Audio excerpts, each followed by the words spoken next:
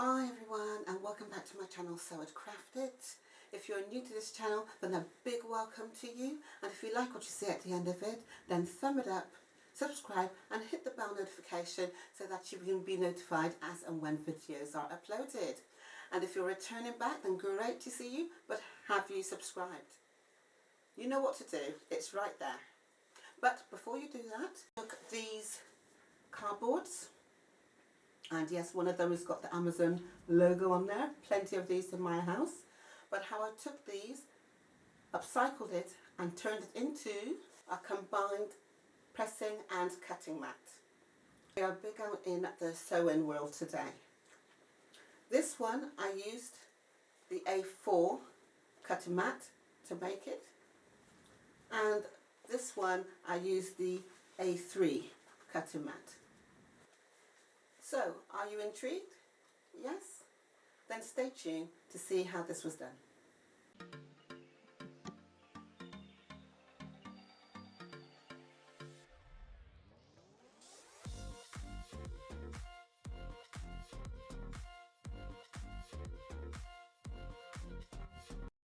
What you need for this project is a cutting mat, A3, A4, A5. I wouldn't go any bigger than that.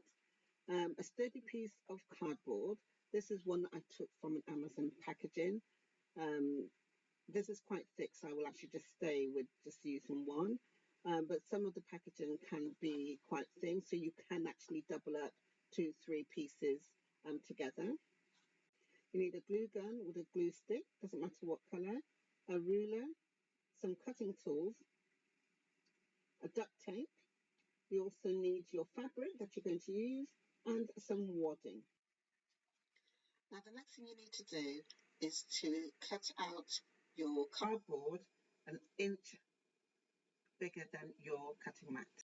Once you've done that, get your duct tape, and what you're going to do is you're going to reinforce the edges or the sides, the four sides of the cardboard.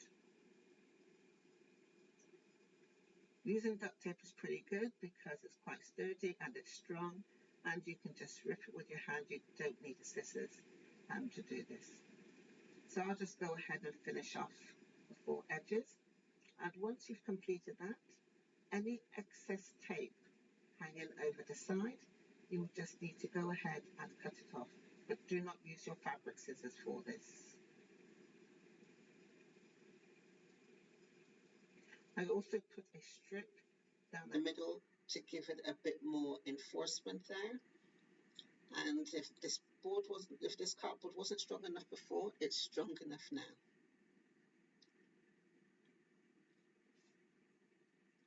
Next, take your piece of fabric. Cotton is actually quite good, or the best to use, and place your cardboard onto the fabric, and you want to go ahead and measure 2 inches away from the edge of your cardboard. Then go ahead and mark where your cardboard is sitting on the fabric. You can mark just the corners, or you can go ahead and actually mark all 4 sides.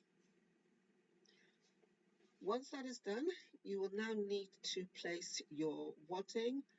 You can use toy stuffing as well, but just a tip of advice, I'm using here pieces of wadding that I had lying around. It's good to have one big piece, one whole piece, and that would cover your board. With the wadding, measure it. It should be the same measurement as when you cut out your cardboard. So basically an inch from your cardboard that you cut on all 4 sides. So once you've done that, then you go back and find where your point of, find your markings you made on the board. And once you've got the first one in, the rest should pretty much fall into place. There we go, that's done. Now I've clearly got too much wadding here, so I'm going to have to cut some off. But as I said before, just cut an inch from the cardboard for your wadding, At the moment, my fabric is going to be too bulky to go over, so I will just cut off a piece so that it can fit. Now, once that's done, let's have a look. And yes, this is much better. Okay, the fabric can now come over, because what we want is the cutting board to be able to sit on the fabric and not actually on the cardboard itself, or the edge of the cardboard itself. So I'll just double check that my board is back in its marking, and then I will start to put this together. Now you may see my glue is looking a bit brown and the stick is actually white. That's because I had a black glue stick in there. You might also notice that there is staples in there. I started off doing this with staples and I ran out of staples, so I've gone with the glue gun just to glue it complete. You can use a staple gun, but ensure that your cardboard that you're putting together is actually thick enough to take the staples. But to be quite honest with you, the glue has worked perfectly well. Now don't worry if you actually get glue all over your fingers, it will come off. It peels off quite quickly. And don't worry too much about the sides. If you've missed anything, you can always go back to that later. On the corners of the board, you'll actually find that there is some excess. I don't normally like to butt it up onto the board because it become too thick. So you can just cut those off, which is what I'm doing now. And now I'm going to go back. Now I'm going back now and just filling in where some of the wadding had not taken place. I'm also going to stick another piece of wadding on here, only because I think it's a bit thin. But as I said before, do use a whole piece that will cover the whole board. Then get your fabric, and hopefully you remember which side you've actually got it. A tip, you can actually put a little arrow to indicate which way around you had your fabric when you made your markings. And I'm going to turn this over now. Back, you should be able to find the markings that you did earlier on. And I'm actually going to use pins, some clips here to secure the fabric onto the board. Then you want to pull your fabric really tightly. Okay, make it taut. And as you can see, this is looking really good, guys. Really, really good. So next now I'm going to just check your board. Just take your board and just check that it will sit on the fabric. And now the fabric is ready to be glued. Turn the fabric in slightly, about 1/8 or 2/8 of an inch. And I've got this little tool which is absolutely brilliant for actually making a seam line.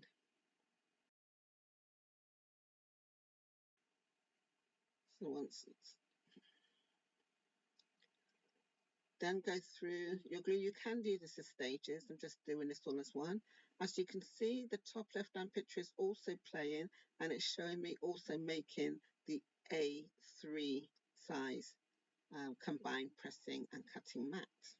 I actually used the Amazon packaging on that one as well, but it was quite thin, so I had to double up the boards to give it the thickness it required. Right, so now we're going to come to do the corners. So doing the corners, make a triangle peak on one side,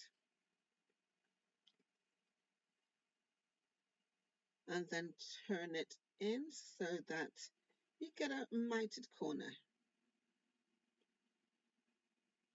Okay, sort of like a picture frame corner.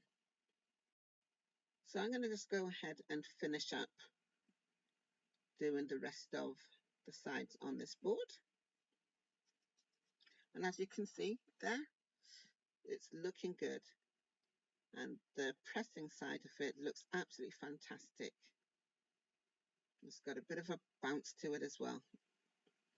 Okay, so what's left to do now is to add the cutting board. So with your glue gun, just go ahead and actually put some glue on the edge of the fabric towards the board.